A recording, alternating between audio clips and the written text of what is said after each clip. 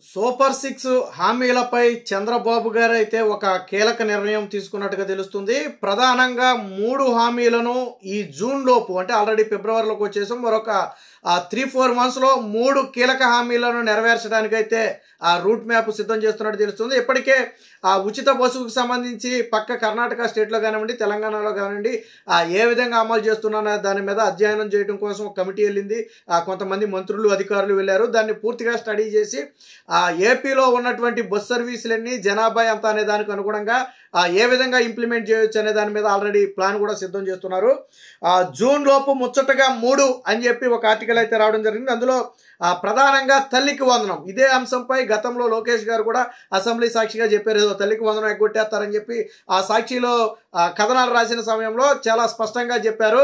ఎట్టి పరిస్థితుల్లో బడులు తీసే సమయానికి తల్లికి వందనాన్ని ఇంప్లిమెంట్ చేస్తామని చెప్పి చెప్పారు. అదొకటి. ఇక అన్నదాత సుఖీభవ అయితే రైతు భరోసా ఏదైతే అన్నామో ఇప్పుడు అన్నదాత సుఖీభవగా మారింది. సో దీనికి సంబంధించి ఒక రైతులకు సంబంధించి వ్యవసాయానికి సంబంధించి ఒక కీలక హామీ.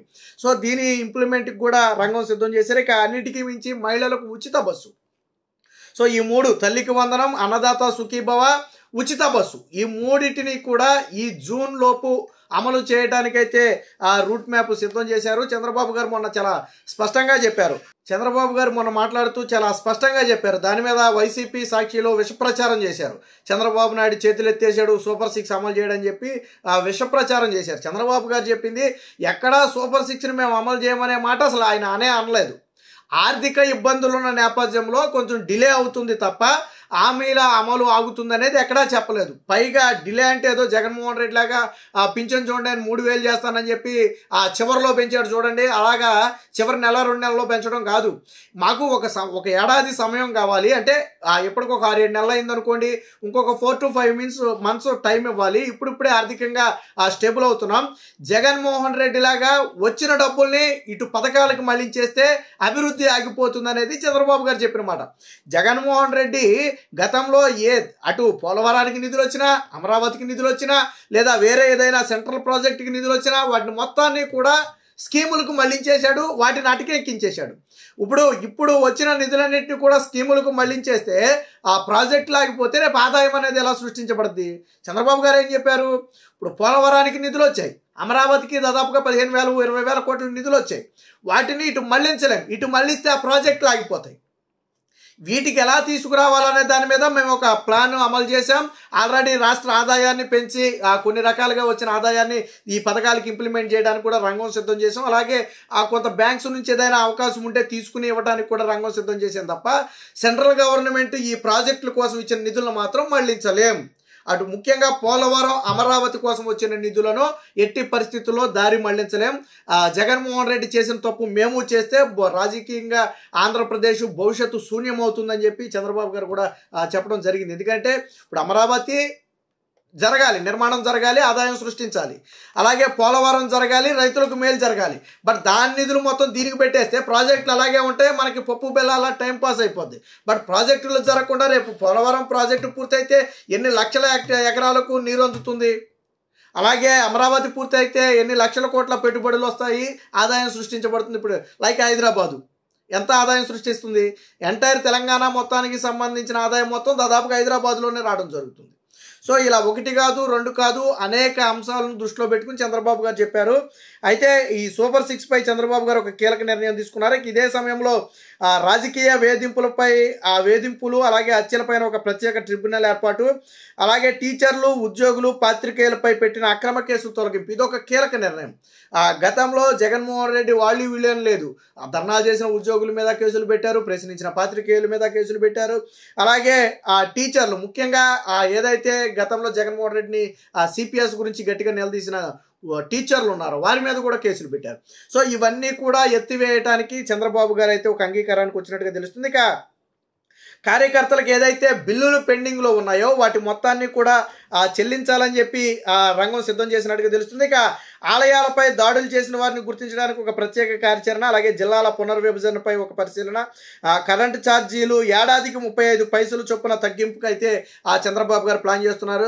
నిన్నటి వరకు సాక్షిలో గొగ్గోలు పెట్టారు, కరెంటు ఛార్జీలు పెరుగుతున్నాయని. పెరగటం కాదు, ఇక నుంచి ఏడాదికి 35 పైసలు చొప్పున కరెంటు ఛార్జీలు తగ్గించుకుంటూ రావడానికి ఒక ప్రీ ప్లాన్ అయితే సిద్ధం చేస్తున్నారు. ఇక కిమ్స్ ఆధ్వర్యంలో అమరావతిలో ఒక మెడికల్ వర్సిటీని ఏర్పాటు చేయడానికి నిర్ణయం జరిగింది. ఇక వినుకొండలో ఒక వైద్య శిక్షణా కేంద్రం, కడపలో ఈసారి మహానాడు.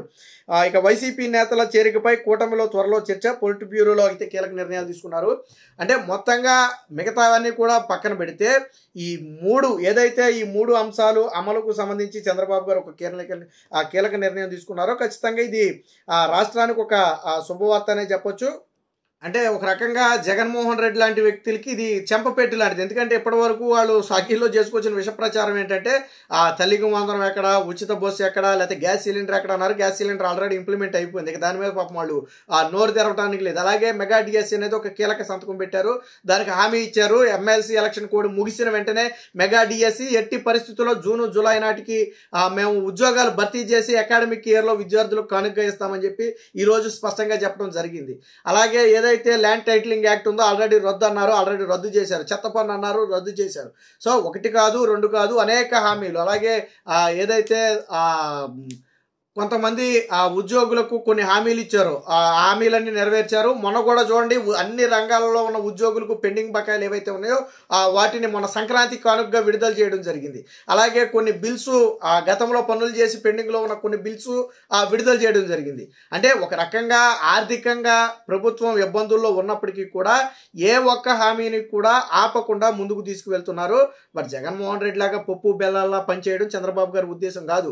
మొన్న చెప్పింది కూడా అదే. దాన్ని వైసీపీ వక్రీకరించి చంద్రబాబు గారు సూపర్ 6 మీద చేతులు ఎత్తేసారని చెప్పింది, కానీ సూపర్ 6 మీద చేతులు ఎత్తేసారు అని రాసావు కదా, మరి ఒక 2-3 నెలల్లో అదే సూపర్ 6 హామీలు అమలు జరుగుతాయి. మరి అప్పుడు చంద్రబాబు శబాషు, చంద్రబాబు గ్రేట్ అని రాస్తుందా? కూటమి ప్రభుత్వం నెంబర్ 1గా ఇచ్చిన హామీలు అమలు చేసిందని రాస్తుందా? హామీల అమలు ఎగలగొట్టడం గురించి మీరు మాట్లాడితే ప్రజలు చీకొడతారు. మీకు 11 సీట్లు ఇచ్చారు అంటే ప్రజలు ఏ స్థాయిలో అసహనంతో ఉన్నారో మీరు అర్థం చేసుకోవాలా. ఏ ప్రభుత్వం మీదైనా యాంటీ అనేది కామన్గా ఉంటుంది. ఇప్పుడు కూటమి ప్రభుత్వం మీద లేదంటే కొన్ని విషయాల్లో ఉంటే ఉండొచ్చు, బట్ జగన్మోహన్ రెడ్డి మీద ఉన్నటువంటి యాంటీ 151 సీట్ల నుంచి 11 సీట్లకు పడేసే యాంటీ. అంత యాంటీ మరొక ప్రభుత్వానికి వస్తుందని నేనైతే అనుకోను.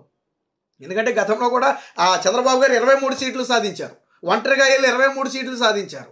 ఇప్పుడు వైసీపీ నేతలు కూటమిగా వచ్చి ఏదో చేశారని చెప్తున్నారు కదా, కూటమిగా వచ్చి గెలవడం గొప్ప కాదని చెప్తున్నారు. కానీ 124 గతంలో చంద్రబాబు గారు ఒంటరిగా పోటీ చేసి ప్రతిపక్ష హోదా తెచ్చుకున్నారు. ఆ విషయాన్ని ఎందుకు మర్చిపోయారో అర్థం కావట్లా నాకు. 23 సీట్లు వచ్చినాయి. ప్రజలు అప్పుడు కూడా జగన్మోహన్ రెడ్డి మీద ఒక 12 సీట్లు ఎక్స్ట్రానే ఇచ్చారు అప్పట్లో. మరి ఎందుకు ఈ విషయాన్ని అర్థం చేసుకోవట్లేదో నాకైతే అర్థం కావట్లా. ఏదేమైనా మొత్తంగా కూటమి ఇచ్చిన హామీల అమలుకైతే కట్టుబడి ఉంది. వైసీపీ కానివ్వండి, వైసీపీ సోషల్ మీడియా కానివ్వండి, సాక్షి కానివ్వండి, విష ప్రచారం చేయడం తప్ప ఏ ఒక్క సూపర్ 6 హామీ కూడా అమలు ఆగదు. ఇదే విషయం నారా లోకేష్ బల్లగుద్ది చెప్పడం జరిగింది. ప్రతి హామీని అమలు చేస్తామన్నారు. అందులో భాగంగానే ఇప్పుడు ఉచిత బస్సుతో పాటు తల్లికి వందనంతో పాటు అన్నదాత సుఖీభావ 3 కీలక హామీలకైతే అమలుకైతే రంగం సిద్ధం చేశారు. రాబోయే రోజుల్లో 2-3 నెలల్లోనే ఈ హామీలన్నీ కూడా అమలు చేయడం ద్వారా కూటమి తన చిత్తశుద్ధిని మరొకసారి నిరూపించుకోబోతుంది.